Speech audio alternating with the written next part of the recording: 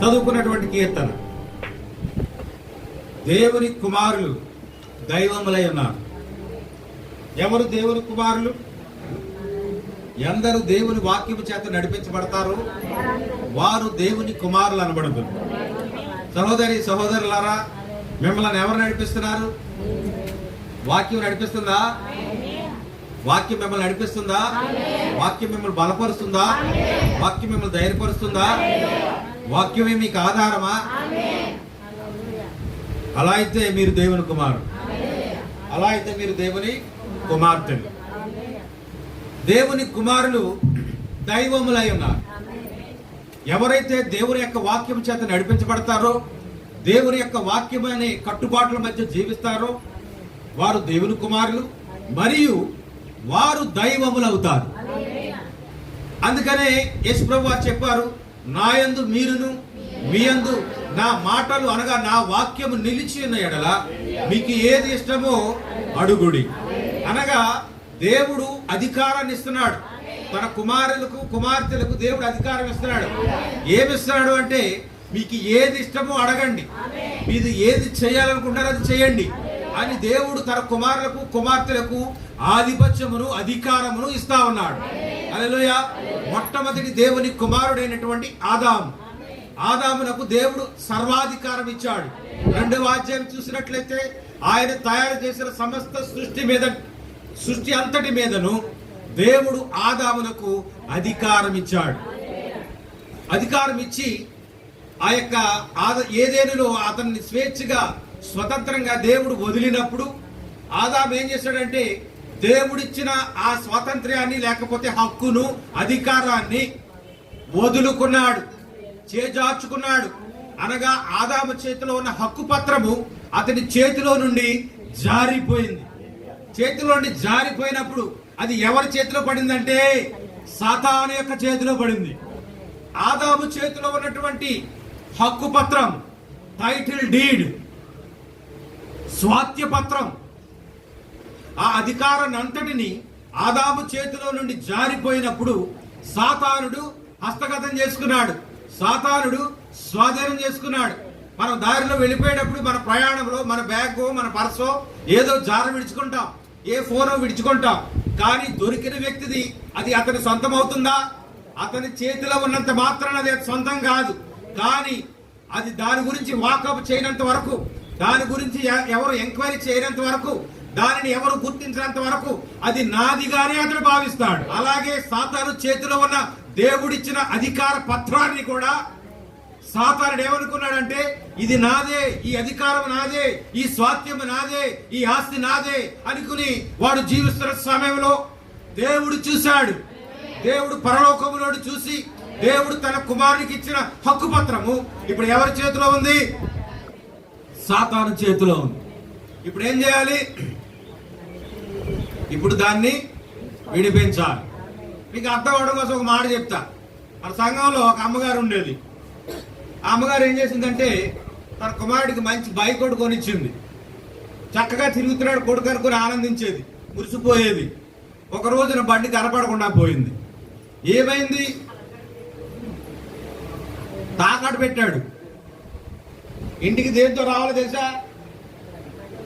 బండితో రావాలి, లేకపోతే అమ్మ ముద్దంటదు. కనుక నా దగ్గరికి వచ్చాడు, అన్నయ్య నీ బండి ఒకసారి అని. ఊరికి అడిగాడు కదా అని ఇచ్చాను. తల్లి గమనించలేదు, బుర్రు బుర్రు అని బండి వస్తున్న కొడుకు వచ్చాడు అనుకుంది, అన్నం పెట్టాడు, పెట్టింది తినేసి మళ్ళీ వచ్చేది నా దగ్గర ఉన్నాడు. ఎంతసేపటికి వెళ్ళట్లేదు. ఎలా వెళ్ళట్లేదు అంటే, నేను ఇంటికి వెళ్ళాలంటే ఇప్పుడు దేప్తే వెళ్ళాలి. అర్థమైందా? ఇప్పుడు దేవుడు చూశాడు, దేవుని వద్దకు నువ్వు రావాలి అంటే, దేవుని నువ్వు సమీపించాలి అంటే, హల్లెలూయా, నీ చేతిలో దేవుని యొక్క హక్కు పత్రము ఉండే తీరాలి. కానీ నీ చేతిలో ఉన్నటువంటి ఆ హక్కు పత్రాన్ని నీవు ఎవరి దగ్గర తాకట్టు పెట్టావంటే సాతాను దగ్గర. కనుక దాన్ని మళ్ళా విడిపించడానికి ఈ తల్లి ఏం చేసిందో తెలుసా? తప్పుదా? సెంగులిప్పి పెట్లు తీసి పరుపులు ఎత్తి పట్టుకొచ్చి, బాబాడు ఎక్కడెట్టాడో నువ్వే కాస్త విడిపించుకుని పట్టుకున్నా. ఇప్పుడు తల్లి విడిపించిందా? మన తండ్రి కూడా అంతే. లోకంలో తల్లిదండ్రులకి ఎంత ప్రేమ భారం ఉంటే మన పరమ తండ్రి. ఆయన అంటున్నాడు, నా అరచేతిలో నిన్ను చెక్కుకున్నాను, నీవు నా సొత్తు. కనుక దేవుని సొత్తు మళ్ళా దేవుని దగ్గరికే రావాలని చెప్పి ఆయన ఆ పరలోకాన్ని విడిచిపెట్టాడు. ఆ యొక్క కుమారుడి యొక్క ఆ బైకు ఎక్కడో తాకట్లో ఉన్నదని తెలిసినప్పుడు ఆ తల్లి తినగలదా, సంతోషించగలదా, పక్కింటికి వెళ్ళి కూర్చోగలదా? ఎక్కడికి వెళ్ళినా మైండ్లో ఏముంటది, నా కొడుకు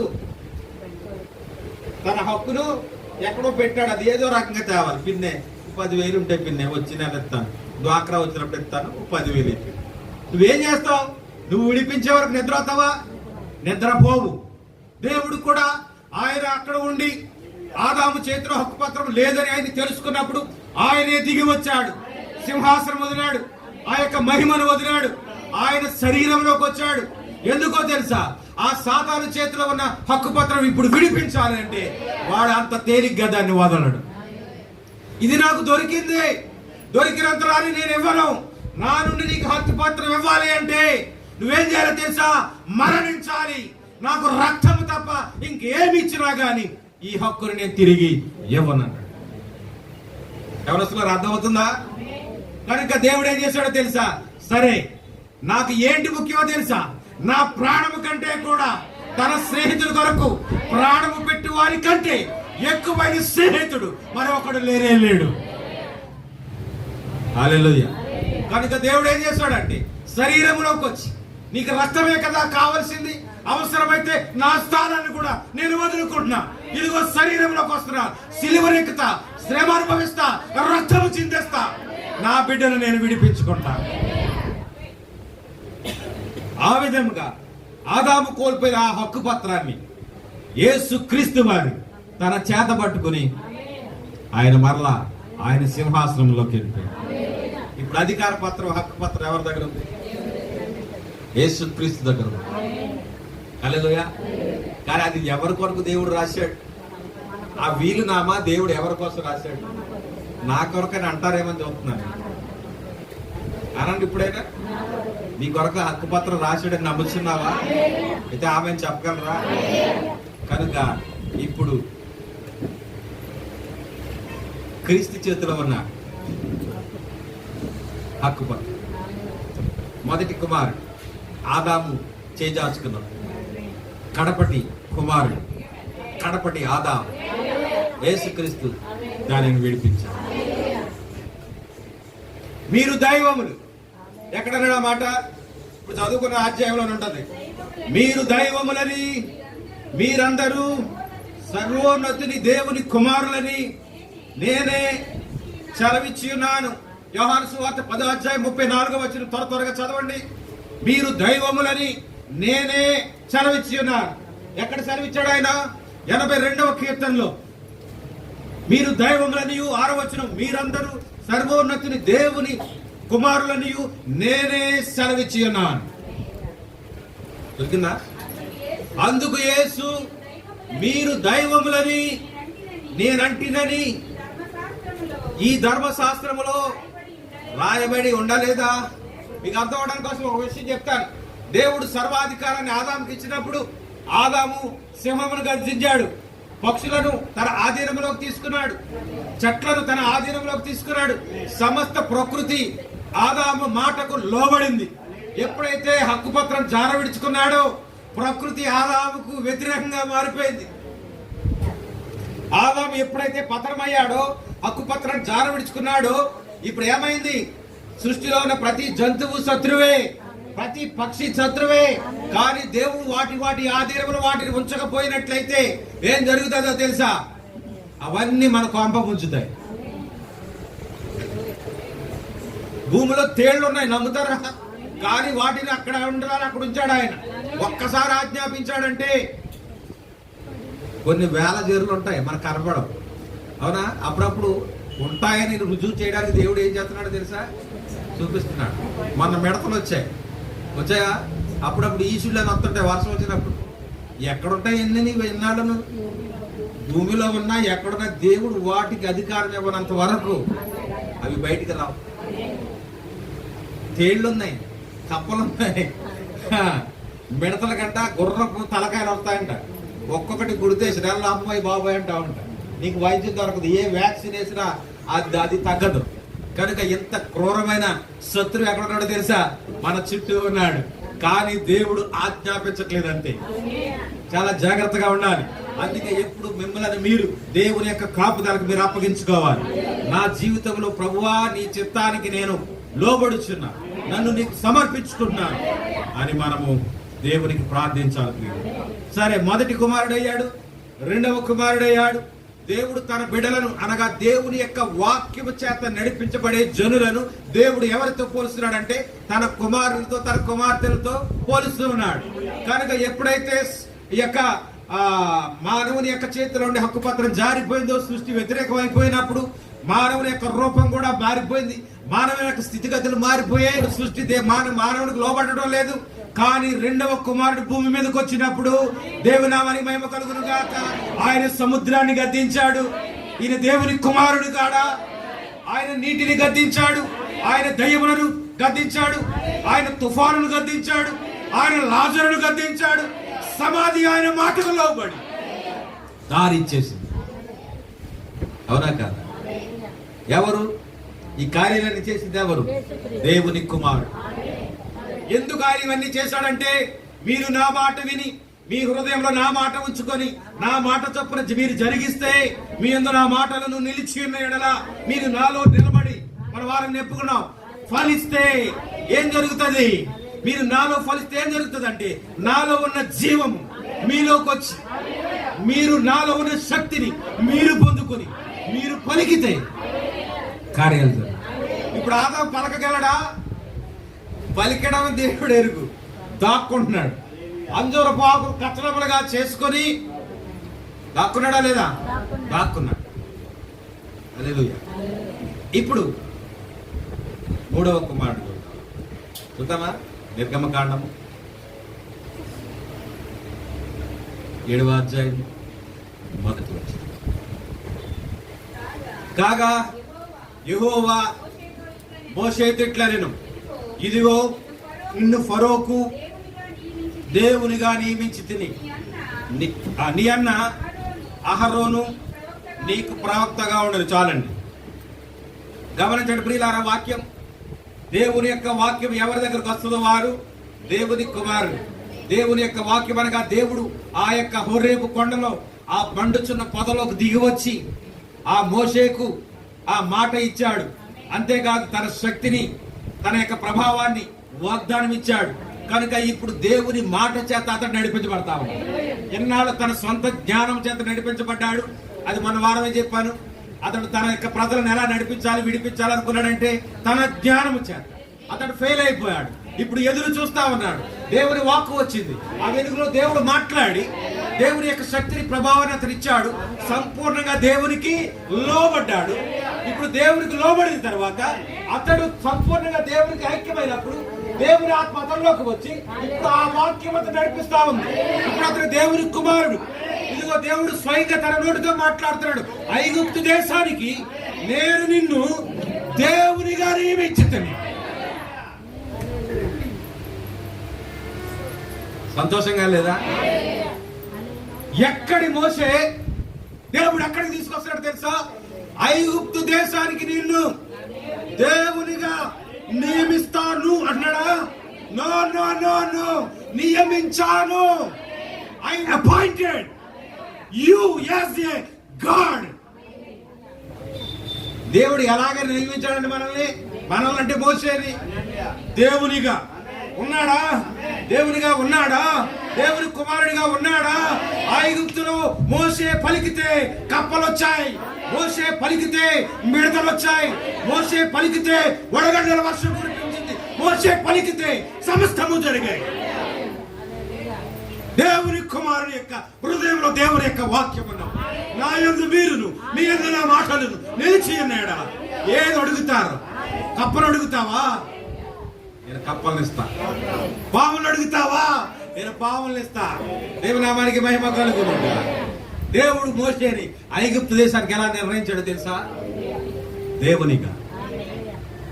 ఏం మోషేనా? ఇంకో ఉదాహరణ చూద్దామా?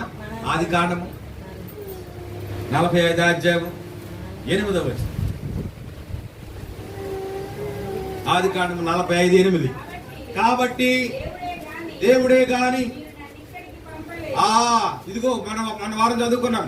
ఇప్పుడు ఇప్పుడు ఇప్పుడు తీయండి పుస్తకాలు ఎక్కడ ఉన్నాయో, 90వ పేజీ.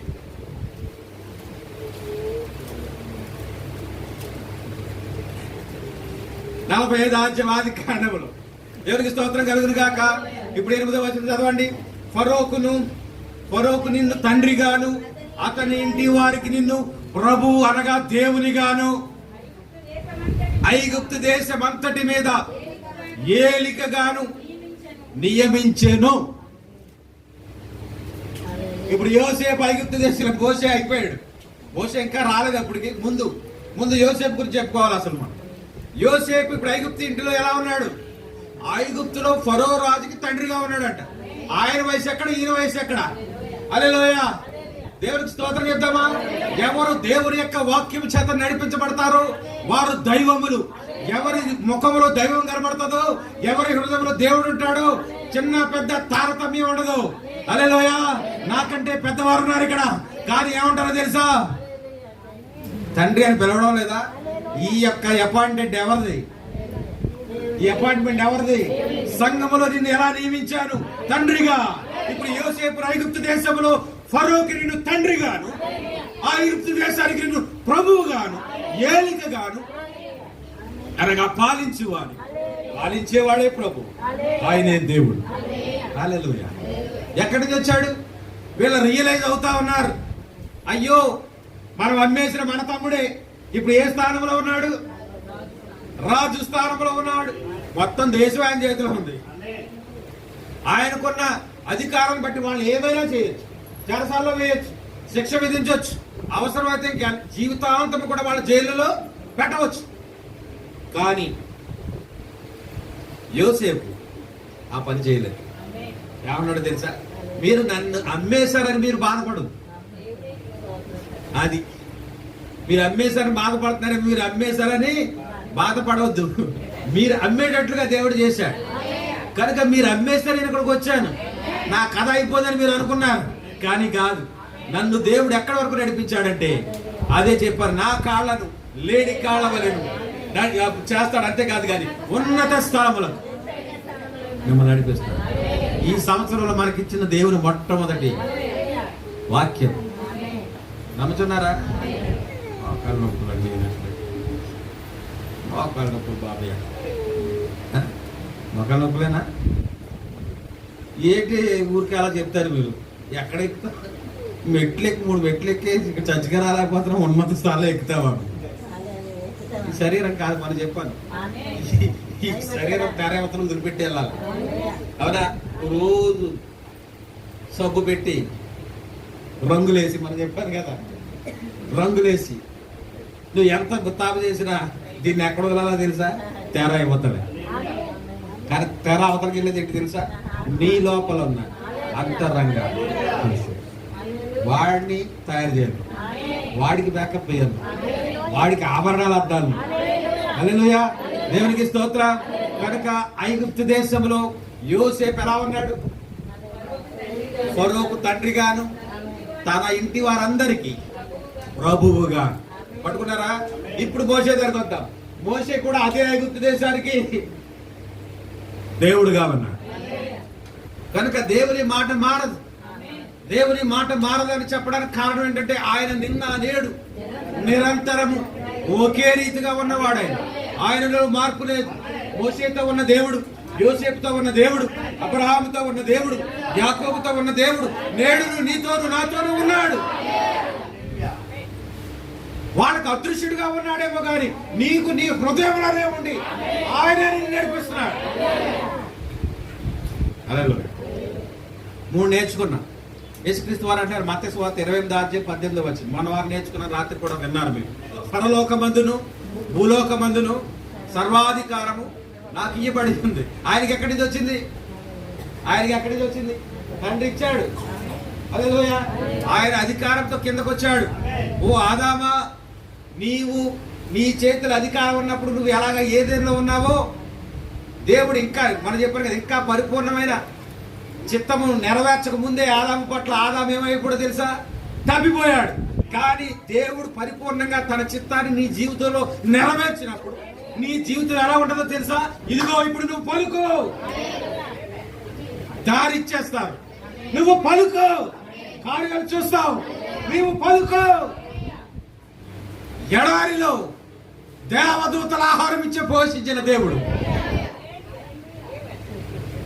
ఎక్కడ? 5 స్టార్లో. 5 స్టార్ హోటల్కి అయితే అక్కడ ఖచ్చితంగా ఏముంటది? భోజనం ఉంటుంది కాదు. 5 స్టార్ భోజనం నీకు ఎక్కడిచ్చాడంటే ఎడారిని ఇచ్చాడు. అది మన దేవుని గొప్పతనం. హల్లెలూయా.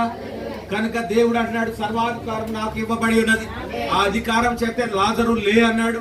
ఆ అధికారం చేతే ఆయన ఆ దెయ్యాలను పారద్రోలాడు. ఆ అధికారం చేతే సముద్రాన్ని గద్దించాడు. ఆ అధికారం చేతే ఆయన సమాధిలో నుండి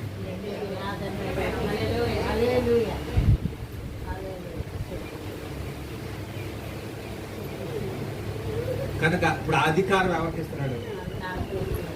ఆయన కుమారులకు కుమార్తెలకు ఇచ్చాడు. ఆయన మరలా గుర్తు చేస్తున్నాడు. కీర్తన 82:6 మీరు దైవములనియు మీరందరూ సర్వోన్నతిని దేవుని కుమారులనియు నేనే సెలవిచ్చా. ఆయన ఆల్రెడీ చెప్పాడు. కనుక ఇప్పుడు నువ్వు ఎవరివి? సమాధానం రావాలి. చాలా సార్లు అడిగాను.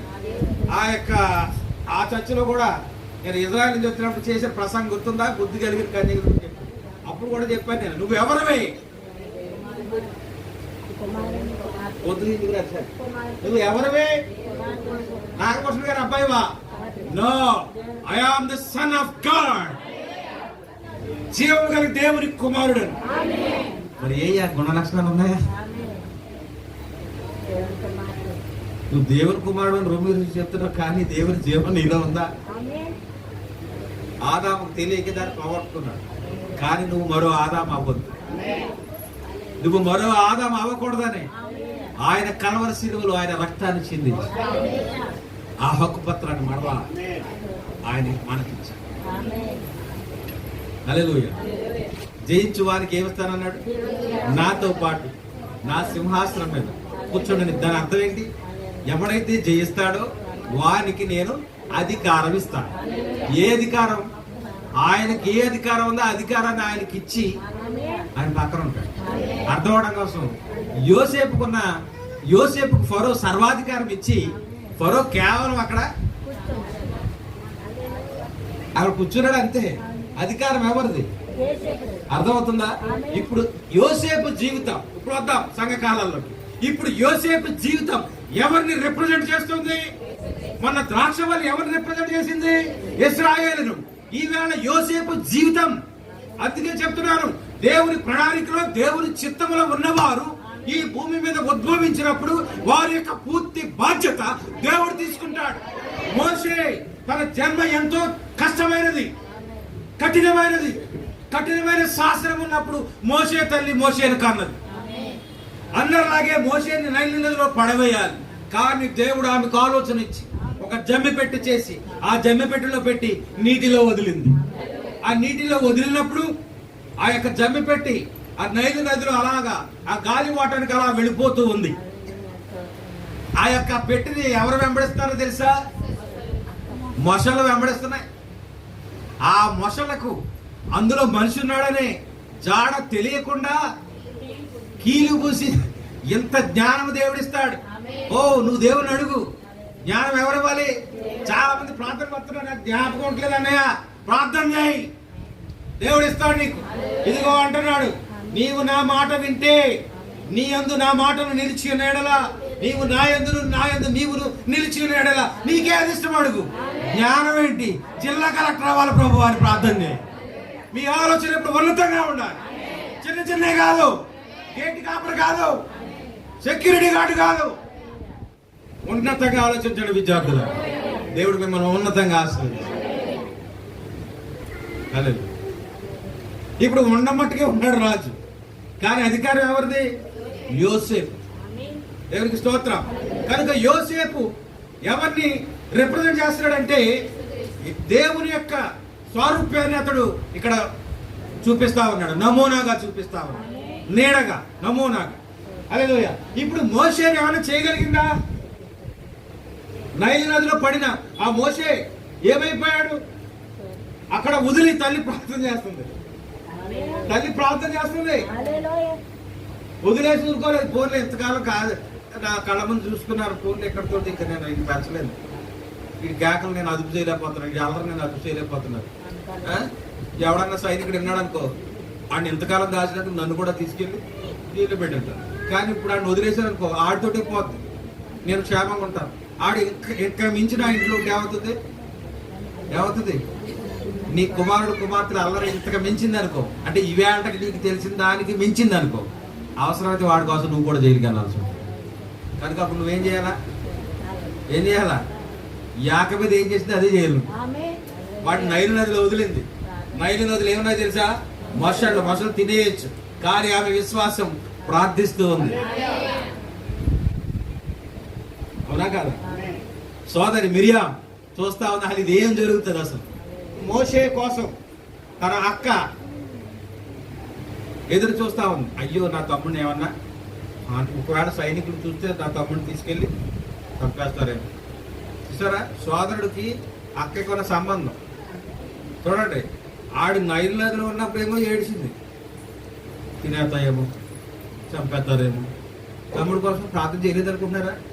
కానీ వాడు అధికారం పొంది దేవుని చేత నడిపించబడుతున్నప్పుడు ఆ మిరియామే చనిగింది, ఆ మిరియామే శత్రువు అయిపోయింది, ఆ మిరియామే దేవుని చేత శపించబడింది. అంటే ఈ లోకాలు ఇన్ని ఉంటాయన్నమాట. హల్లెలూయా. అందుకే ప్రభువారు ఏమన్నారంటే, బంధువులే కాదు అవతోడు అవడానికి అనవసరం. ఒక వ్యక్తి గురించి కష్టాలు ఉన్నప్పుడు ప్రార్థన చేయి, అంతే. దేవుడు నిన్ను ఆశీర్వదిస్తాడు. ఆ సీక్రెట్ అని అనమాట. హల్లెలూయా. ఇప్పుడు మోషే బయటకు వచ్చాడు. మోషే ఎదుగుచున్నాడు, పెద్దవాడయ్యాడు, జ్ఞాన సంపన్నుడు అయ్యాడు, ఐగుప్తు దేశానికి అధికారం అవ్వాలి. కానీ తన జ్ఞానము చేత, తన విజ్ఞానము చేత, తన తెలివి చేత, చదువు కొంతవరకు నడిపిస్తుంది, ఆ తర్వాత చదివే వాళ్ళు నడిపిస్తుంది. పాస్టర్ గారు చెప్పే ప్రసంగానికే ఏకలో లాగుతారు, పాస్టర్ గారు చెప్పే ప్రసంగానికే వంకలాడతారు. ఎందుకో తెలుసా? సండే స్కూల్లో విన్నారు, ఆ పెద్ద అయినప్పుడు విన్నారు. ఇప్పుడు కాలేజీకి వెళ్ళిన తర్వాత ఏం చేస్తుంది? రీజనింగ్. ఏమొస్తుంది? రీజన్. అన్న పాస్టర్ గారు అలాగే చెప్పారు, నువ్వు కూడా ఏంటే. ఆ ఏదేనులో సర్పం వచ్చి ఎలాగ ప్రశ్నించాడో అలాగ నీ కొడుకు రూపంలో వచ్చి నిన్ను కూడా ప్రశ్నించాడు. వెళ్ళావులే గుడికి. సోదరులు లేవా ఇలా చాలా మందికి? ఉన్నాయా లేదా? అది సాతానని మీరు గ్రహించాలి. ఇప్పుడు మోషే జీవితము యేసుక్రీస్తు జీవితాన్ని ప్రభావితం చేస్తుందని మన వారం చెప్పి కట్ చేశాను. ఇప్పుడు మోషే ఉన్నప్పుడు ఏ పరిస్థితులు ఉన్నాయో, ఏ చట్టం ఉన్నదో, ఏ కఠినమైనటువంటి పరిస్థితులు ఉన్నాయో, యేసు ప్రభు వారు జన్మించినప్పుడు అదే కష్టం, అదే పరిస్థితి, అదే సమస్య. అవునా? మరో ఆజ్ఞాపించాడు. ఎప్పుడైతే జ్ఞానులు వచ్చి చెప్పారు, 2 సంవత్సరాల లోపల ఎవడన్నా ఉంటే ఆయన ఏం చేయాలి? తీసేయాలంతే. ఆజ్ఞలు అలా ఉంటాయి, అధికారాలు చట్టాలు అలా ఉంటాయి, ఎవరు ఏమి చేయలేరు. హల్లెలూయా. జాగ్రత్త. కానీ నేను చెప్పొచ్చేది ఏంటంటే, చట్టాలు ఎలాగున్నా మన వారు చెప్పని మళ్ళా చెప్తాను, పరిస్థితులు ఎలా ఉన్నా దేవుని ప్రణాళికలో నీ ఉంటే హి విల్ ప్రొటెక్ట్ యూ. ఆయన నేను భద్రం చేసుకుంటాను. ఎందుకంటే ఆయన చిత్తాన్ని నెరవేర్చవలసిన వాడు నీవు మాత్రమే. నీ పక్కోడు కాదు, నీ పెదనాన్న కాదు, నీ మావయ్య కాదు, నువ్వే అని దేవుడు అనుకుంటే దేవుడు నిన్ను భద్రపరుచుకుంటాడు, దేవుడు నిన్ను ప్రొటెక్ట్ చేసుకుంటాడు. హల్లెలూయా. కనుక మోషే క్రీస్తును ప్రతిబింబిస్తున్నాడు. అర్థం మర్చిపోయారా? మోషే క్రీస్తును ప్రతిబింబిస్తున్నాడు. ఇప్పుడు మరలా దేవుని కుమారుడు ఎవరంటే యోసేపు. యోసేపు జీవితం చూసినట్లయితే అమ్మివేయబడ్డాడు. ఎందుకు అమ్మివేయబడ్డాడు? ఈర్ష్య. ఎక్కడ వస్తుంది ఈర్ష్య? నా తండ్రి మాకంటే బాగా చూస్తున్నాడు, ఆయన అడిగితే ఏం కొనేస్తున్నాడు? బట్టలు కొనేస్తున్నాడు, సైకిల్ కొనేస్తున్నాడు, బైక్ కొనేస్తున్నాడు. అవునా? కానీ మాకు సంవత్సరాలు కూడా ఒకటి ఇవ్వట్లేదు. పైగా మేము గొర్రెలు మేపి ఆదాయం తెస్తున్నాం, వాటిని బొచ్చు కత్తిరించి అమ్ముతున్నాం, ఆ అమ్మినప్పుడు కూడా మాకు రూపాయి ఇవ్వట్లేదు. ఇలాంటి పరిస్థితి. కనుక ఈ నమ్మేస్తే గొడవడదు. యోసేపు కూడా ఏ పరిస్థితిలో ఆ యొక్క స్టోరీ లేకపోతే ఆ కథాంశం మనకి చూపెడుతుందో, యేసు జీవితంలో కూడా తన సహోదరులైన యూదులు యేసు పట్ల ఏం చూపించారో తెలుసా? ఆయన అద్భుతం చేసినప్పుడు వాళ్ళకి మనసులో, అంతకుముందు ప్రార్థన చేయమని ఎక్కడికి వచ్చేవారు? సమాజ మందిరానికి వచ్చేవారు. ఇప్పుడు ఎవరిని అడుగుతున్నారు? ప్రభువుని వేడుకుంటున్నారు. ప్రభువా నాకు కళ్ళు, యేసు ప్రభు ఆ యొక్క భర్తపై కళ్ళు ఇచ్చినప్పుడు అక్కడ లేరనుకుంటున్నారు వీళ్ళు. ఎంత ఆదాయిపోయింది. అదే సమాజ మందిరం స్వస్థపడితే ఏం చేయాలి తెలుసా? కానుక అయ్యాలి అక్కడ. కనుక ఇప్పుడు సమాజ మందిరానికి వచ్చే ఆదాయానికి ఏం చేశాడు? పక్కన పెట్టి గండి కొట్టేశాడు. కనుక ఇప్పుడు వీడు ఉండడం మంచిదా?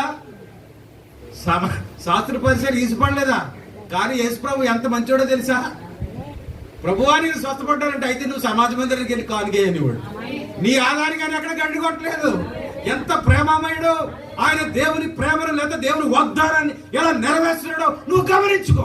ఎందుకంటే నీ దాసుడు, నీకు ఎవరైతే శత్రువుగా, ఎవరైతే ద్వేషభావంతో ఉన్నాడో వారిలో దేవుని యొక్క ఆత్మ ఉన్నదని మట్టుకు నువ్వు గుర్తుపెట్టుకుంటే నీ జీవితం ధన్యం. హల్లెలూయా. కనుక యేసు ప్రభు సొంత సోదరులే ఏం చేశారు తెలుసా? తన శిష్యులే ఆయన అమ్మేశారు. ఇప్పుడు యోసేపుని ఏం చేశారు? తన సహోదరులు ఏం చేశారు? అమ్మేశారా లేదా? ఇప్పుడు యేసు ప్రభు యొక్క జీవితాన్ని ఎవరు చూపెడుతున్నారు? కనుక నీ జీవితంలో జరిగిన ఏ సందర్భం అయినా క్రీస్తుకు సరిపోతుందా? అది తిట్టండి బాబు, వాళ్ళు యోసేపు కాబట్టి, మోషే కాబట్టి దేవుని చూపెట్టారు, మేము ఎక్కడ చూపెట్టాను? ఆయన అంటున్నాడు మీరు దైవముడు. అసలు మీరు చూపెట్టవలసింది ఎవరిని? దైవాన్ని మీరు మీ ముఖంలో చూపెట్టాలి, మీ జీవితాల్లో ప్రదర్శించాలి. హల్లెలూయా. నమ్ముతున్నారా? నువ్వెవరివి? దేవుని కుమార్తెను అంటాం కాదు, అది అయిపోయింది. ఇప్పుడు ఇంకో మెట్టెక్కా నువ్వు. నేనే దేవుడను. హల్లెలూయా. మీకు ఉదాహరణ చెప్తాను. ప్రవక్త విలియం మ్యారిన్ బ్రనహాం గారిని దేవుని ఆత్మచేత నడిపించబడ్డాడు. ఆయన పరిశుద్ధాత్మ బయలుపాటులోని సమస్తాన్ని ప్రపంచానికి బోధించాడు. ఇప్పుడు ఆయన ఎవరి చేత నడిపించబడుతున్నాడు? దేవుని చేత నడిపించబడుతున్నాడు. అవునా? ఆయన రెండవ ఈడ్పులో జరిగింది ఏంటో తెలుసా? ఆయన వాగ్దానం ఇచ్చాడు, అధికారం ఇచ్చాడు. మొదటి ఈడ్పులో ఏం జరిగింది? స్వస్థతలు జరిగాయి. రెండవ ఈడ్పులో ఏం జరుగుతుందో తెలుసా? వివేచనిస్తాడు.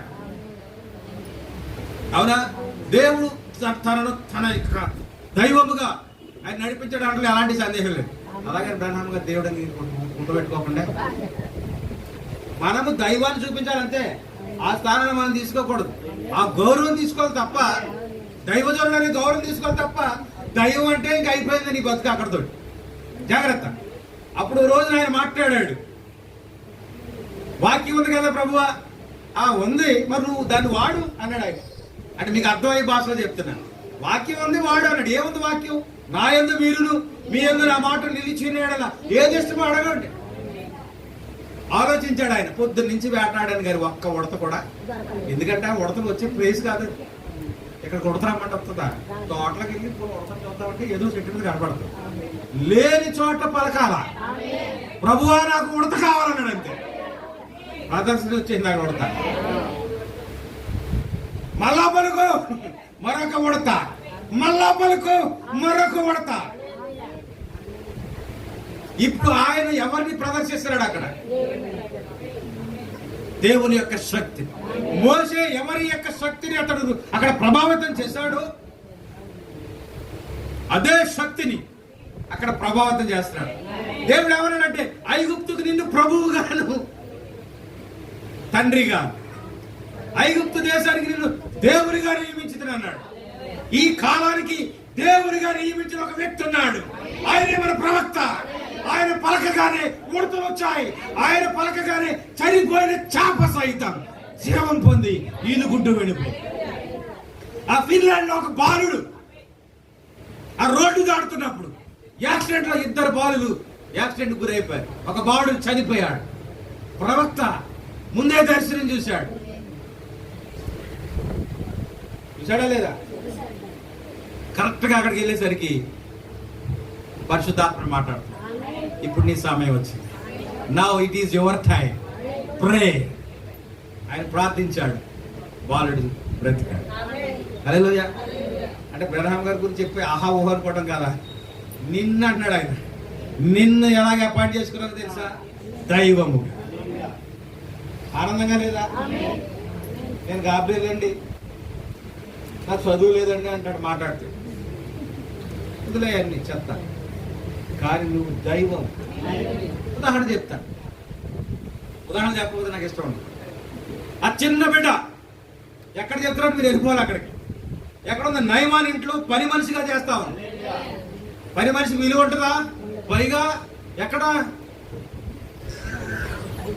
ఇజ్రాయెల్ కాదు, సిరియాలో. సిరియా రాజు సైన్యాధ్యక్షుడు ఇంట బానిసగా పనిచేస్తున్న ఒక పని బిడ్డ.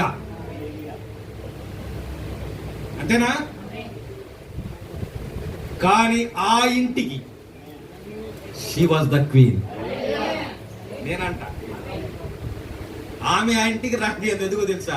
ఒక సమయం వస్తుంది, ఆ సమయంలో ఆమె ఏం చెప్తే అదే చేయాల్సిన పరిస్థితి వచ్చింది. రావట్లేదా? వస్తుంది. మీరు వాడటం లేదంతే. చాలా మంది అడిగారంట, నాకు మీ పాస్టర్ గారు ప్రార్థన చేస్తారా అని. అలా అడగటం ఆయన ఉద్దేశం ఏంటో తెలుసా? అంటే నాలంటడు కూడా చేస్తారా అని అంత తగ్గించుకుని అంత ఆతృతగా అడిగినప్పుడు మీరేం చేయాలా? తీసుకొచ్చి ప్రార్థన చేయించాలి. ఆ బిడ్డ చనిపోతే ఇప్పుడు ఎవరు బాధ్యులు? కనుక అందుకే అన్నాడు, కోత విస్తారంగా ఉంది కానీ పనివారు కొద్దిమంది. ఎందుకంటే మీరు చెప్పలేకపోతున్నారు. మీ వర్క్ ప్లేస్ లో, మీరు వెళ్ళే స్థానంలో మిమ్మల్ని మీరు గుర్తింపు పొందడానికి ఇష్టపడటం లేదు. దాచిపెట్టుకుంటున్నారు, దాక్కుంటున్నారు. ఇంకా మీరేమి దేవుని ప్రదర్శించగలుగుతారు? ఇదిగో ఈ పని చేస్తున్న పని పిల్ల తన యజమానుడితో చెప్తుంది, అయ్యా నీవు నా దేశం వెళ్ళినట్లయితే నా దేశంలో ఒక ప్రవక్త ఉన్నాడు. He is the man of God, దైవజనుడు. అతడు మాట పలికితే చాలు నీవు స్వస్థపడతావు. లోకంలో ఉన్నవాడికి దేవుని శక్తి తెలియదు. సిలువను కూర్చుని వార్త నచించి వారికి వెర్రితనమే. ఇలాగే గోల్ చేస్తారు, ఇలాగే కేకలాడతారు అనుకుంటారు. కానీ ఒకసారి చూస్తే కదా తెలిసేది. అలా అన్నప్పుడు నువ్వు దాక్కోకూడదు, నువ్వు రంగం మీదకి రావాలి. ఒక్కసారి మనసులో ప్రభు ఇచ్చిన వాగ్దానం జ్ఞాపకం తెచ్చుకో. మీరు దైవములని 82వ కీర్తన 6వ వచనం, మీరు దైవములని సర్వోన్నతుని కుమారులని నేనే సెలవిచ్చి ఉన్నాడు. దాని అర్థం ఏంటో తెలుసా? సర్వాధికారము దేవుడు మనకి ఇచ్చాడు. కనుక నువ్వు చేయగలిగితే దేవుని కార్యాన్ని చూడగలుగుతావు. దేవుని కొరకు ఒక ఆత్మను నువ్వు సంపాదించు. యోసేపు 40 అధ్యాయం బైబిల్లో ఉన్నవారు 40 అధ్యాయం తీయండి. ఆదికాండం పుస్తకాలు ఉన్నవారు 51వ పేజీ 90వ పేర. ఆదికాండం 40వ అధ్యాయంలో ఉన్న దానితో దీనంతటిని పోల్చి చూద్దాం. ఐగుప్తులో యోసేపు తన సోదరులను కలుసుకొని తన్ను వారికి తెలియపరచుకునేను. ఇంకా ఆగలేకపోయాడు. వీళ్ళు కంగారు అయిపోతున్నారు, పొరుగు దేశం వచ్చావు, ఇక్కడ మనల్ని ఏం చేస్తారు అని కంగారు పడుతున్నప్పుడు తన్ను తాను బయలుపరుచుకుంటున్నాడు. ఎవరు బయలుపరుచుకుంటున్నారు? యోసేపు తన అన్నదమ్ములకు అమ్మి వేసిన యోసేపు మొదట ఎక్కడికి వెళ్ళాడంటే పొతీఫర్ కొనుక్కున్నాడు. పొతీఫర్ కొనుక్కుని ఏం చేశాడంటే తన ఇంట్లో పనివాడిగా పెట్టుకున్నాడు. అతని యొక్క రూపము, అతని వయసును చూసి యజమానురాలు అతని మీద కన్ను వేసి అతనితో పాపం చేయమని అడిగినప్పుడు దేవుని యొక్క వాక్యము అతనిలో ఉన్నది కాబట్టి అతడు ఆ పాపం చేయాలి. కనుక అతనిలో వాక్యం ఉన్నదని చెప్పడానికి రుజువేమిటి? ఆ పాపం వైపు కన్నెత్తే చూడలేదు. అమ్మా నీవు నాకు యజమానురాలు, నేను ఇట్టి దుష్కార్యం, అది మనకు మంచి కార్యం, మనకు ప్రీతికరమైన కార్యం, మనకి ఇష్టమైన పని అది. కానీ యోసేపునకు అది దుష్కార్యము. హల్లెలూయా. గతించిన ప్రసంగాల్లో నాకు ఎప్పుడు తోయినప్పుడు పాత ప్రసంగాలు కూడా వింటా ఉంటాను. రాత్రి కూడా విన్నాను. యోహాను లాంటి దైవజనుడు ఇప్పుడు మనకి కావాలి అంటున్నాడు ప్రభు. ఎందుకు కావాలో తెలుసా? నేరుగా వెళ్ళిపోయాడు. ఎక్కడికి? హేరోదు రాజగృహానికి వెళ్ళిపోయాడు. రాజా నీవు దుష్కార్యము చేస్తున్నావు. భయపడ్డా? ఎందుకు భయపడలేదంటే ఆయన ఏమో తెలుసా? దేవుని యొక్క వాక్యము చేత నడిపించబడుతున్న వారు దైవములు. ఇప్పుడు యోసేపు ఆ ఇంటికి ఒక దేవుడుగా ఉన్నాడు. నడలేదు. కనుక ఇప్పుడు ఆయన చూపించిన నీతి కార్యానికి ఆయనకి చెరసాలు తప్పలేదు. అవునా? కనుక అందుకే అన్నారు పందులు ఎదుట ముచ్చాలి ఇట్టుంది. అర్థం ఏంటి? ఎక్కడ పడితే అక్కడ దేవుడు గొప్పవాడు, దేవుడు గొప్పవాడు అని చెప్పుదామని కూడా అంటారు. ఎక్కడ చెప్పాలి అక్కడ చెప్పాలి. చూసారా, ఆమె అంతకాలం ఎక్కడైనా దేవుని మాటలు చెప్పినట్టు ఉందా? లేదు. అతనికి వచ్చిన అవసరాన్ని ఆమె గుర్తించి అప్పుడు చెప్తా ఉంది. కనుక నీ ఇరుగు పొరుగు వారు, నీ స్నేహితులు, బంధువులు ఎవరైనా సరే, నీ వర్క్ ప్లేస్ అవ్వచ్చు, వాళ్ళ యొక్క అవసరాన్ని చూసి నీవు వేయాలి బాణం. ఇదిగో అయ్యా, నీ సమస్యకు పరిష్కారం నా దగ్గర ఉన్నది. ఇప్పుడు ఏం చేస్తాడు? రాజు అవ్వచ్చు, మినిస్టర్ అవ్వచ్చు, ఎవడైనా సరే ఏం చేస్తారు? ఈవేళ మన ప్రధానమంత్రి కూడా వెళ్ళి కాళ్ళు మొక్కట్లేదా? ఎందుకు మొక్కుతున్నారో తెలుసా? వాళ్ళు కాళ్ళు కడిగి నీళ్ళు ఎత్తి మీద వేసుకోవట్లేదా? ఎందుకు వేసుకుంటారో తెలుసా? వాళ్ళలో ఏదో ఉందని నమ్ముతున్నారు. వాళ్ళే వీళ్ళని నిలబెట్టేస్తారని అనుకుంటున్నారు వాళ్ళ శక్తుల చేత. కాదు. అయ్యా, నీవు నా దేశంలోకి వెళ్ళినట్లయితే నా దేశంలో ఒక ప్రవక్త ఉన్నాడు. హల్లెలూయా. అతడు దైవజనుడు. ఆ సునేమి రాయాలంటుంది, మన ఇంటికి వచ్చి చిన్నవాడు దైవజనుడు నేనెరుగుతాను. ఆయన ప్రార్థన చేస్తే నీ కోరిక సఫలమవుతుంది. ఆయన ప్రార్థన చేస్తే నీకు స్వస్థత జరుగుతుంది. ఆయన ప్రార్థిస్తే నీకు ఆశీర్వాదం. నీవు ఆయనతో ఉంటే నీ జీవితం ధన్యం. హల్లెలూయా. దేవునికి స్తోత్రం. ఆనందిస్తున్నారా? కనుక యోసేపు జీవితం యేసుక్రీస్తు జైలుకి వెళ్ళిపోయాడు. జైలుకి కూడా దేవుడే పంపాడు. ఈ స్టోరీ అంటే అన్నలతో చెప్తున్నాడు. అన్నలు అమ్మేసినారు, ఎక్కడి నుంచి ఎక్కడికి వెళ్ళాడు అంతా చెప్పుకొస్తా ఉన్నాడు. జైలులో ఏం జరిగింది? ఆయన తోటి ఖైదీలు ఉన్నారు. అడుగుతారు కదా, యోసేపు ఏం చెప్పాడు అనుకుంటున్నాను? నేను ఆలోచించాను, యోసేపు ఏం చెప్పుంటాడు? అందరూ నేరం చేసి జైలుకి వస్తే నేను ఏ నేరము చేయకుండా జైలుకి వచ్చానని ఉంటుంది. అవునా? ఆ పిలాతు అంటున్నాడు యేసు ప్రభుని, ఈయనలో నాకు ఏ నేరము కనపడదు. దేవునికి స్తోత్రం. వాళ్ళిద్దరికీ కళ వచ్చాడు. ఆ పొద్దున్న లేచి నాకు కళ వచ్చింది చెప్పుకుంటుంటే యోసేపు అంటున్నాడు, నీకు రేపు ఉద్యోగం వస్తుంది, రేపు నీ గురి. ఇద్దరిని సింపుల్ గా చెప్పేశాడు. ఎలా? వాళ్ళ కళల యొక్క భావములు చెప్పడానికి దేవుడు వివేచన ఇచ్చాడు. మరొకసారి చదువుతాను, మీరు దైవములనియు మీరు అందరూ సర్వోన్నతిని కుమారులనియు నేనే సెలవిచ్చాను. యోహాను సువార్త చదవాలి. యోహాను సువార్త 10వ అధ్యాయం 34వ వచనం. మీరు దైవములనియు నేను చెప్పి ఉండలేదా? కనుక మనం ఎవరమండి? దైవములు. We are the sons and daughters of the Lord Jesus Christ. యేసుక్రీస్తు యొక్క కుమారులము, కుమార్తెలము. కనుక ఆయన ఏ శక్తి ఉన్నదో, ఏ ప్రభావం ఉన్నదో అది మనం కలిగి ఉండాలి. ఆల్రెడీ ఆయన ఇచ్చాడు, కానీ దాన్ని దృష్టించలేకపోతున్నాం, గుర్తించలేకపోతున్నాం, పొందుకోలేకపోతున్నాం, దాన్ని ప్రదర్శించలేకపోతున్నాం. యోసేపు వాళ్ళ ఇద్దరు కళలకు అర్థం చెప్పినప్పుడు అలాగనే జరిగింది. అవునా? వాళ్ళు మర్చిపోయారు. ఒకడు చనిపోయాడు అనుకోండి, ఆ ఉద్యోగం వచ్చినప్పుడు కూడా మర్చిపోయాడు. కానీ యోసేపు జైల్లోనే బతుకుతా ఉన్నాడు. ఒక రోజున రాజుగారి కళ వచ్చింది. రాజుగారి కళకి ఇప్పుడు అర్థం ఎవరు చెప్తాడు? కలవరపడిపోతున్నాడు. తీసుకురండిరా, మన దేశంలో ఉన్న జ్ఞానులు ఉన్నారో, ఎవరున్నారో, పురోహితులు ఉన్నారో, పండితులు ఉన్నారో, తీసుకురండి, నాకు కళ వచ్చింది, ఆ కళ చెప్పాలి. అప్పుడు గుర్తొచ్చింది వీడికి, వానదానికి గుర్తొచ్చింది. అప్పుడు గుర్తొచ్చింది, నాయన రాజుగారు, మీ కళకు అర్థం చెప్పగలిగిన ఒకే ఒక్కడున్నాడు. ఎక్కడున్నాడు తెలుసా? ఆయన జైల్లో ఉన్నాడు. అయితే తీసుకురండి. రాజశాసనం. యోసేపు తీసుకొచ్చారు, కత్తిరింపేశారు, స్నానం చేపించారు, గడ్డం కొరిగారు, తయారు చేశారు, కొత్త వస్త్రాలు తొడిగారు, కొత్త చెప్పులు వేశారు. రాజసమూహానికి వచ్చాడు.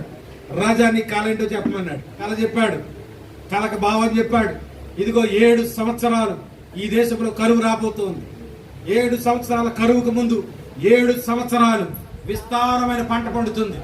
ఈ 7 సంవత్సరాలు పండిన పంట ఆ తర్వాత వచ్చిన కరువు కాలంలో సరిపోదు. కానీ నీ యొక్క ఆస్థానంలో మంచి తెలివి కలిగిన వాడి, జ్ఞానం కలిగిన వాడిని, గిడ్డంగుల చైర్మన్ అనమాట. గిడ్డంగులు, మన గిడ్డంగులు చైర్మన్ ఏం చేస్తారు తెలుసా? గిడ్డంగులనే వచ్చి ఆడ దొడ్లో ఉంటాయి. కనుక జ్ఞానవంతుని ఎన్నుకొని ఈ యొక్క పండిన పంట అంతటిని పాడు చేయకుండా, విస్తారంగా పండిందని విచ్చలవిడిగా పాడు చేయకుండా, విస్తారంగా మీరు ఈ పంటను వాడేస్తారేమో, లేదు గిడ్డంగులు కట్టి ధాన్యాన్ని మీరు నిల్వ చేసినప్పుడు ఆ రానున్న దినాల్లో ఆ వచ్చే కరువులో మీరు ఆ ధాన్యాన్ని ఉపయోగించగలుగుతారు. అంతేకాదు విదేశాలకు కూడా మీరు ఇవ్వగలుగుతారు. దేవుని నామమున మహిమ కలుగును. ఆ జ్ఞాని లేకే కదా, నాకు కళకు అర్థం చెప్పేవాడు లేకే కదా నేను పిలిపించావు. ఆ కార్యక్రమం ఏదో నువ్వే చేయి. ఇదిగో నా రాజ ఉంగరాన్ని నీకు ఇస్తున్నా, నా కిరీటాన్ని నీకు ఇస్తున్నా, నేను నామ మాత్రమే ఉంటాను. పెత్తనం అంతా, పరిపాలన అంతా నువ్వు నిన్ను ఎలా ఉంచుతానో తెలుసా? ఫరో ఇంటికి నిన్ను ప్రభువుగా, ఏలికగా. ఇప్పుడు శాస్త్రం ఎవరు చేస్తున్నారు? యోసేపు చేస్తా ఉన్నా. నాకు సమయం ఉంటే ఈ యోసేపు గురించి ఇంకా వివరించగలను. హల్లెలూయా. చెరసాలలో ఉన్న యోసేపు ప్రభు అయిపోయాడు. ఇప్పుడు సింహాసనం నుంచి లెగిసి ఆయన రావాలి అంటే ముందుగా బూర వదబడతారు. ఆ బూర వదగానే ఇదిగో యోసేపు వస్తున్నాడు అనేసరికి ప్రతి వారు కూడా ఏం చేయాలి తెలుసా? వాళ్ళ పనులు మానేసి మోకరించాలి, సాష్టాంగపడి యోసేపుకి నమస్కారం చేయాలి. యోసేపు జీవితం అచ్చంగా 100% యేసుక్రీస్తు జీవితానికి నమూనాగా. యేసు ప్రభు ఇదిగో రాబోతూ ఉన్నాడు. ఎలా రాబోతున్నాడు మనం వారు నేర్చుకున్నాం. రాజులకు రాజుగా, ప్రభువులకు ప్రభువుగా ఆయన ఈ భూమి మీదకి వచ్చినాం. ఇదిగో అన్యులు ఏం జరుగుతుంది తెలుసా? ప్రతి మోకాలు ఆయన నామములో వంగుతాయి, ప్రతి నాలుక. ఇప్పుడు ప్రవక్త అన్నాడు ఈ 90వ పేరలో, ఇప్పుడు మీరు జకర్యా గ్రంథం 12వ అధ్యాయాన్ని జత చేసుకోండి. జకర్యాలో ఏమో తెలుసా? అక్కడ ఇశ్రాయేలీలు వధువు ప్రభువుని ఎదుర్కొన్న తర్వాత ఆ పరలోక బిందు అనంతరం ప్రభువు వధువుని తీసుకుని ఈ భూమి మీదకి రాబోతూ ఉన్నాడు. యెరూషలేములో ఆయన తన పాదమును మోపినప్పుడు ఇదిగో ఇశ్రాయేలీలు ఆయన గుర్తిస్తారంట. ఈయనే మెస్సయ్యను గుర్తించి, ప్రభువా ఇన్నాళ్ళు నిన్ను మేము తెలుసుకోలేకపోయాం, నీవే మెస్సయ్య అని మాకు తెలిస్తే ఆ రోజు మేము నిన్ను సిలువ వేయిపోయాం. ఇంకా విచిత్రంగా ఈ గాయాలకి ఎక్కడ అని అడుగుతారంట. మెస్సయ్య చూసి ఈ గాయాలకి ఎవడు చేశాడు? నువ్వే చేసావు. అప్పుడు యోసేపు తన యొద్ద నిలిచిన వారందరి ఎదుట తను తాను అణచుకొన జాలక నా యొద్ద నుండి ప్రతి మనుషుని వెలుపలికి పంపివేయడని బిగ్గరగా చెప్పారు. తన అన్నదమ్ములు కంగారైపోతా ఉన్నారు. ఎవరైనా ఇశ్రాయేలీయులు కనుక యేసు ప్రభు వారిని కాగలేకపోయి తను తాను ఆయన ప్రత్యక్షపరచుకుంటున్నాడు. మీరు అమ్మేశారు కదా, యోధ అమ్మివేసిన ఆ యేసు ప్రభును నేనే. హల్లెలూయా. అప్పుడు ఎలుగెత్తి ఏడవగా ఫరో ఇంటి వారు కూడా విన్నారంట. అప్పుడు యోసేపు, నేను యోసేపును, నా తండ్రి ఇంకా బ్రతికి ఉన్నాడా అని అడిగినప్పుడు అతని సహోదరులు అతని సముఖమందు తొందరపడి, తండ్రి అంగీకొనిస్తేనే వాచలేదాడు, అవునా? కానీ ఇప్పుడు ఆ తమ్ముడే అధికారిగా ముందుకొచ్చాడు, అధికారంతో ముందుకొచ్చాడు. అతని సముఖమందు తొందరపడి అతనికి ఉత్తరమేమీ ఇయ్యలేకపోయేది. అంతటి యోసేపు నా యొద్దకు రండని తన సహోదరులతో చెప్పినప్పుడు వారి అతని దగ్గరకు వచ్చింది. అప్పుడు అతడు ఐగుప్తునకు వెళ్ళినట్లు మీరు అమ్మి వేసిన మీ సహోదరుడైన యోసేపును నేనే. హల్లెలూయా. కనుక సహోదరులు వాళ్ళే అమ్మేశారు అనుకుంటారు, మనం కూడా అమ్మారు. వాళ్ళు ఒక్కసారి సిలివేశారు కానీ మనం అణువడుగు వేసుకొని సిలివేశారు, అవునా? కనుక అమ్మొద్దు, యేసు ప్రభుని అమ్మొద్దు. నా దగ్గరకు రండి ఆయన తన సహోదరులతో చెప్పినప్పుడు అతని దగ్గరకు వచ్చి అప్పుడు అతను ఐగుప్తునకు వెళ్ళినట్టు మీరు అమ్మి వేసిన మీ సహోదరుడైన యోసేపును నేనే. ఆయనను నేను ఇక్కడికి వచ్చినట్లు మీరు నన్ను అమ్మి వేసినందుకు దుఃఖపడకుడు, అది మీకు సంతాపం పుట్టింపనీయకుడి. ప్రాణ రక్షణ కొరకు దేవుడు ముందుగా నన్ను పంపాను. ఆ వేళ నేను రాకపోయినట్లయితే ఈవేళ మీతో పాటు నేను కూడా ఆకలితో చనిపోదును, అవునా కాదా? కానీ మిమ్మల్ని అందరినీ బ్రతికించడానికి, మీతో పాటు నన్ను బ్రతికించడానికి దేవుడు ముందుగా నన్ను ఇక్కడికి పంపించాడు. దేవునికి స్తోత్రం. సేద్యమైనను కోతైనను లేని సంవత్సరములు ఇంకా 5 వచ్చును. మిమ్మును ఆశ్చర్యముగా రక్షించి దేశములో మిమ్మును శేషముగా నిలుపుటకు ప్రాణముతో కాపాడుటకు దేవుడు మీకు ముందుగా నన్ను. ఇప్పుడు జకర్యా 12వ అధ్యాయంతో పోల్చుతాడు. చాలా చక్కగా సరిపోతుంది.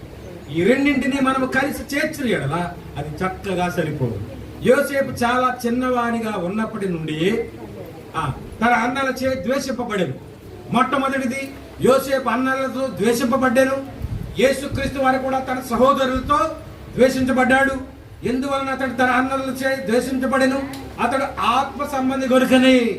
ఆత్మ సంబంధి అనగా అతనిలో ఏముంది? వాక్యం ఉన్నది, దేవుని భయం ఉన్నది. ఈవేళ నీవు దేవుని ఎడల భయపడి దేవునికి ఆరాధించడం వల్ల, దేవునికి నమ్మకంగా ఉండటం వల్ల, దేవుడు చెప్పినది చేయడం వల్ల ఇతరులకు నువ్వు ఆశాస్పదంగా లేవా? ఇతరులు నిన్ను ద్వేషించట్లేదా? ఎందుకు ఆ మనిషిని పిలకపోవడం మంచిదే. వచ్చేవి లాభం? ఏదెట్టినా తినదు, ఏం చేసినా మేము తినకూడదు అంటది, మేము తీసుకోకూడదు అంటది. ఎందుకే దాన్ని తీసుకురాడు?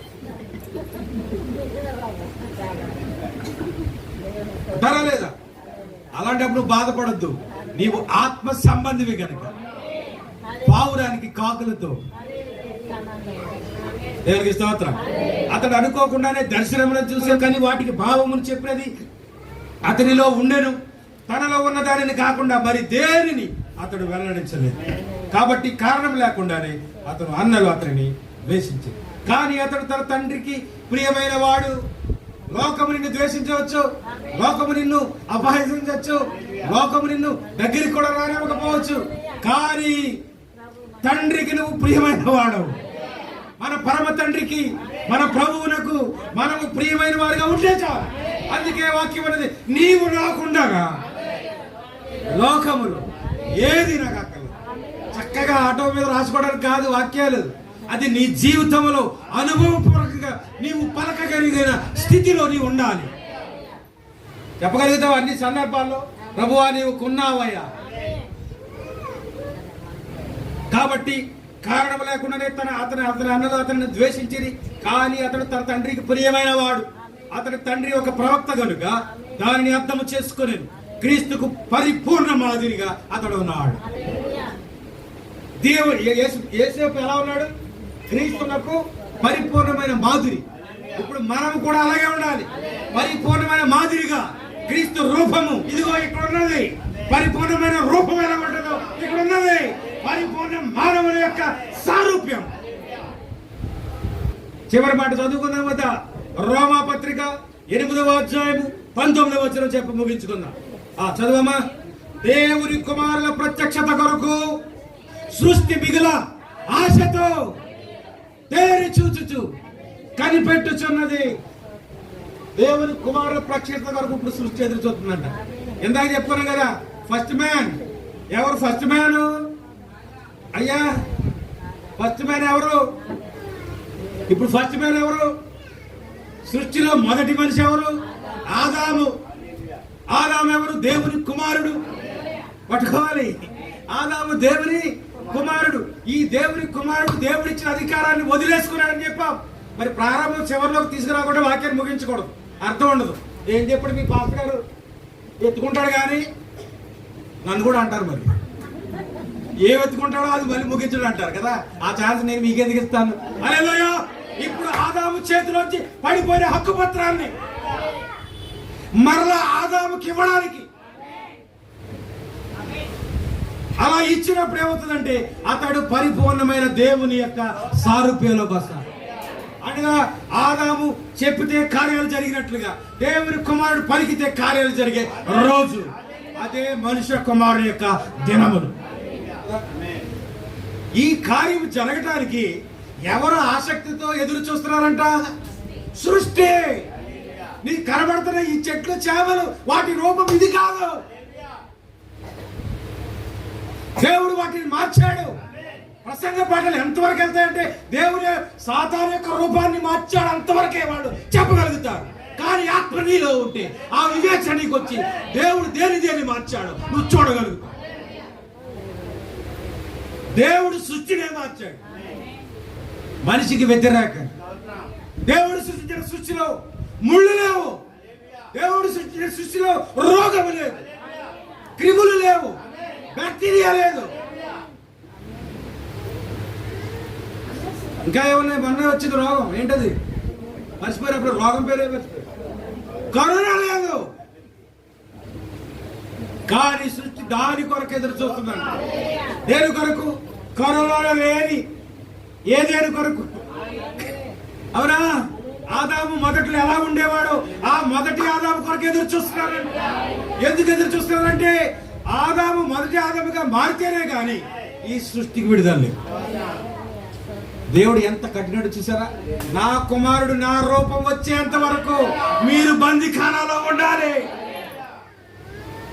నీకేది పాలు ఇవ్వాలంటే ఇంజక్షన్ కొనుక్కొచ్చి పొదుపు చేస్తున్నారు. క్రైస్తవులు అలాగే చేయకుండా నీ వ్యాపారం బండబడ. తాగిన పిల్లలు ఎంతమంది రోగాలు పాలైపోతారు, తాగిన ఎంతమంది క్యాన్సర్ పాలైపోతారు తెలుసా? ఇప్పుడు సృష్టిలా ఉందా? ఏమైపోయింది? ఖరాబ్ అయిపోయింది. ఏమండి, ఖరాబ్ అవ్వలేదా? నీవు మొదటి సృష్టిలో కనుక నువ్వు గేదెని కలిగి ఉంటే నీవు ఇంజక్షన్ చేసి కొంచెం పాలు తెచ్చుకోవాల్సిన అవసరం లేదు. అదే స్వభావ సిద్ధంగానే ఇస్తుంది నీకు ఎన్ని పాలు కావాలని. అదేదయ్యా, ఇప్పుడు నీ పాలు ఇప్పుడు గేదె కూడా ఎందుకు? నీ పాలు సరిపోతున్నాయి నీ బిడ్డకి. నీకు పాలు రావడం కోసం మళ్ళీ డాక్టర్ నీకు ఇవ్వాల్సి వస్తుంది. నిజమా కాదా? అవునా కాదా? కనుక ఇప్పుడు సృష్టి బలపడుతున్నారు. ఎంతకాలం మాకు ఈ బతుకు? మాకొద్దు. చేపలకి ఇంజక్షన్లు, ఇంత కోడిని ఇంజక్షన్ చేసి ఇంత కోడి చేస్తాడు. అబ్బా, ఇది మొదటి కోడిలాగా ఉందరా, కొట్ట కొట్టి నువ్వు కొడితే ఈ కోళ్ళు కొట్టాలి.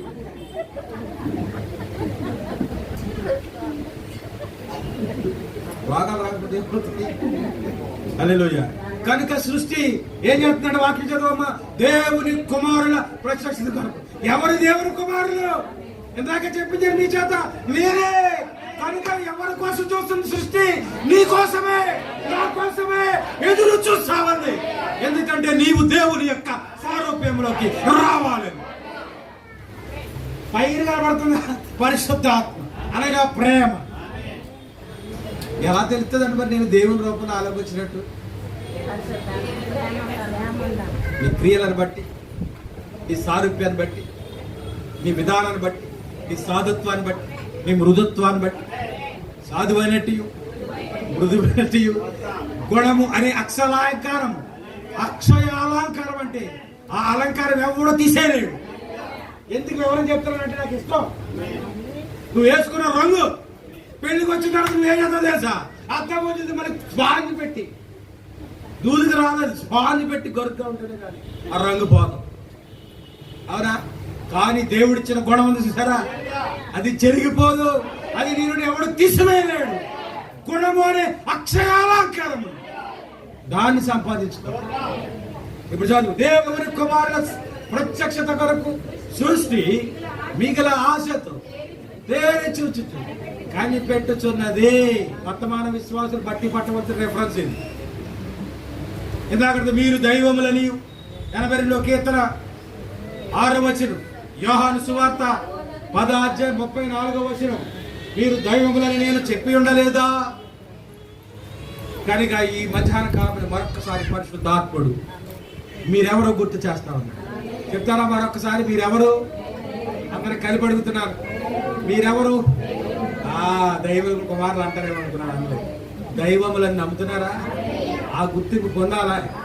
కానీ నేను దైవాన్ని ఆయన. కానీ ఆదాము చేసిన అపరాధం వల్ల ఆ హక్కుపత్రాన్ని తిరిగి మళ్ళా ఆ హక్కుపత్రం ఎవరికి ఇస్తాడో తెలుసా? మీకు. వాక్యమైన ఆనందిస్తున్నారా? యోసేపు పరిపూర్ణమైన జీవితం. కొంతమందే ఉంటారండి, వాళ్ళు ఎవరంటే కారణ జన్ములు. God bless. అందరూ ఉండరు, కొంతమందే ఉంటారు కారణ జన్ములు. కొంతమంది నేర్చుకునే వేళ మన యేసు కారణ జన్ముడు,